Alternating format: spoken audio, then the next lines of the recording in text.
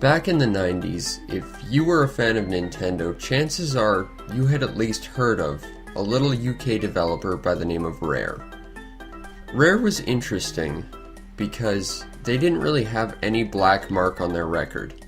They brought to you great games like Banjo-Kazooie, its sequel Banjo-Tooie, Conker's Bad Fur Day, Blast Corps. Holy crap, we need another Blast Corps. Sorry, I just really like Blast Corps.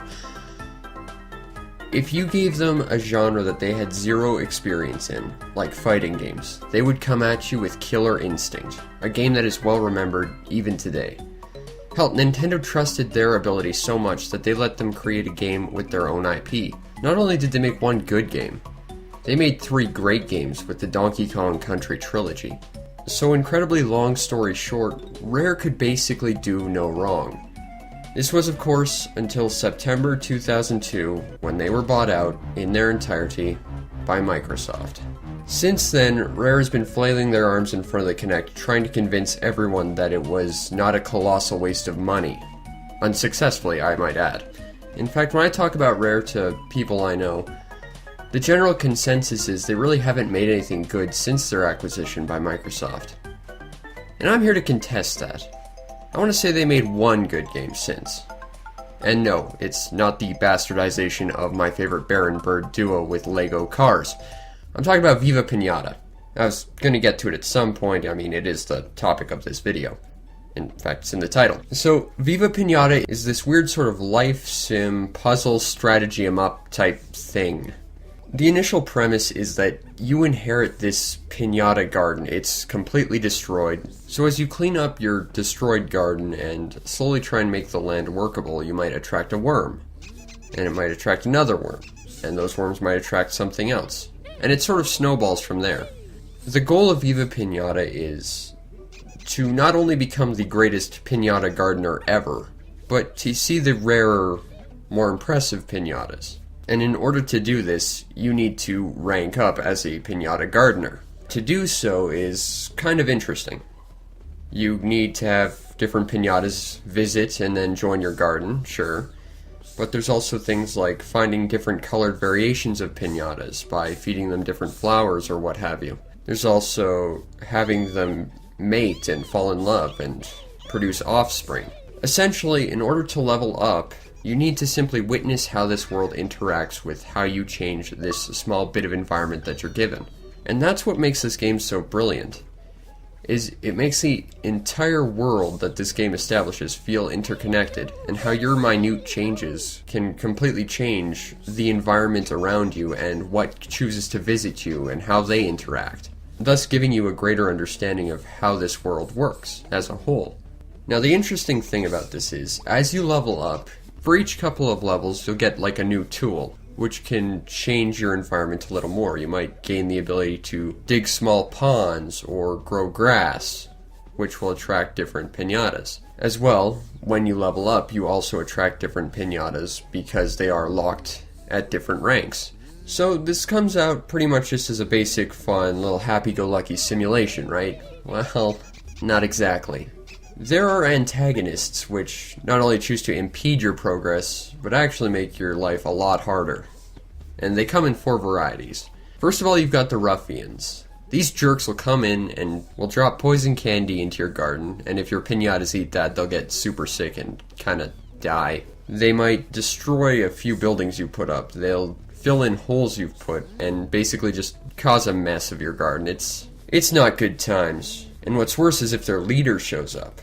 Their leader, Professor Pester, will pick out your most expensive pinata and kill it instantly. Yeah, he's kind of Lord of the Bastards. You can, however, purchase a decoy, which he'll attack instead of your actual pinatas, but you have to be willing to fork out the money for it. Likewise, you can give money to the other ruffians, and that will get them to leave, usually. But if you bribe them, they'll come back in greater frequency and require more money to bribe the next time. So that's not really the best way to handle it. The second group of antagonists are the sours. These are pinatas filled with evil sour candy, and they each have their own effects. When one comes to your garden, it will try and destroy it in its own special way. Like the snail might come and eat your plants. Or the baboon will come in and just start fights with your other pinatas. They're all different, but they're kind of an interesting puzzle in and of themselves. Like other pinatas, they can be tamed and put in your garden, but they usually take a few more steps to do so. But if you do manage to get them into your garden, not only will they stop pestering you, but they'll give you a piece of a totem pole which will ward away other sours of their type. The third antagonist is a little jerk called Destardos. And basically, he's this ghostly type dude who shows up whenever one of your pinatas is sick. And he fixes them, in large sarcastic air quotes, with his giant kill stick. So if any of your pinatas are sick, you better pay a doctor to come out there stat. And the final series of antagonists are your own pinatas. And that's where things get a little interesting. Each pinata has their own likes, dislikes, their own personality. Some might be nocturnal, some might just hate bugs. This is part of why this game is such an interesting puzzle and strategy game. You have to find a way to set up your garden in such a way that your own pinatas won't infight. Because if they do, you're just going to have to make more doctor's appointments, and that's a colossal pain in the ass and a large waste of your money. So it comes down to how you set up your garden so that you don't have any additional internal conflicts than you're already getting from the ruffians and the sours. But the interesting thing about the others is they all come in progressively as you level. Therefore, you already get used to how to deal with one threat when a new one arises, and there's usually a way around it eventually. You just have to find it. So as long as you stay on top of trying to figure out how to beat each problem, you'll never feel overwhelmed. And because of this, the pacing is really quite brilliant. Now, once you have your pinatas, you can change their colors by having them eat a specific thing. Now, this varies from pinata to pinata, and each one has 3 different alternate color schemes, and each one will gain you a little bit more experience towards a rank. You can buy accessories to personalize them, give them their own personal labels, nickname them, just to give them more of that personal touch, and invest yourself a little bit more into them. I like to call this guy Sheriff Jerry. But then it comes down to the major puzzle. Ultimately, your job is to find the rarest pinatas. In order to do so, you have to go through all the various different levels of previous iterations. A worm might attract a bird might attract a snake.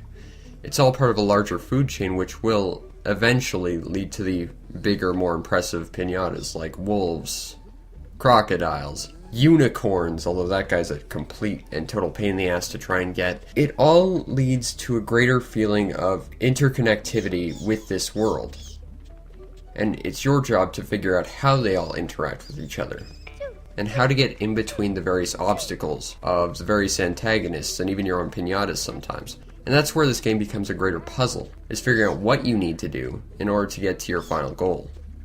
The presentation is pretty nice. All the pinatas are very bright and colorful. The plants, they're all surprisingly animated. Every time you water them or see them grow a little bit more, it's actually a pretty active process. I thought that was a really nice touch. Every pinata moves differently, and it feels like just through their actions and motions, they all have their own different personality, all leading towards the fact that everyone feels at least a little bit different. Every pinata also has their own individual warbles, their chirps. It's all rather quite interesting. See how different they are, just audibly. And how their chirps and cries all change a little bit when they're trying to interact with one another. It's pretty nice. It gives a greater sense that everything is in fact connected, which seems to be the greatest theme of all about this game. Every pinata's name is also based off some sort of pun for a food or a candy. You've got crocodiles, you've got whirlums, you've got sparrowmints, you have eclairs, which, that's kind of clever. I don't know how many people would actually get ganache, though. That one's a little bit more obscure, and that's one of the bigger pinatas as well. But overall, I think that's pretty clever, although some of them are a bit of a stretch. The soundtrack as a whole is mostly just ambient, but every 15 or so minutes you'll get a little bit of an orchestrated soundtrack, which really makes this feel a lot more relaxing and calming. I think the only major problem with this game is the fact that some of the puzzles are really obtuse. Stuff like getting a 4 heads, or figuring out how to get a Lackatoad. Also trying to figure out how to make certain things fall in love, like a swan and a pig to help make some weird pig-swan hybrid monstrosity unto nature. I like to call him Piggly. It's not really ever told to you. There's no real hints or anything. And I feel that a few of them were probably laced with the companion children's show. I've watched a few episodes just to figure it out, and there are some hints in it, and that seems to be what the main point of it was.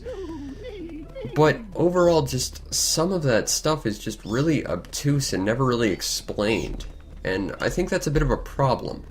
But overall, it's a fun game. If you like calm, life sim type things, there's a lot of fun to be had.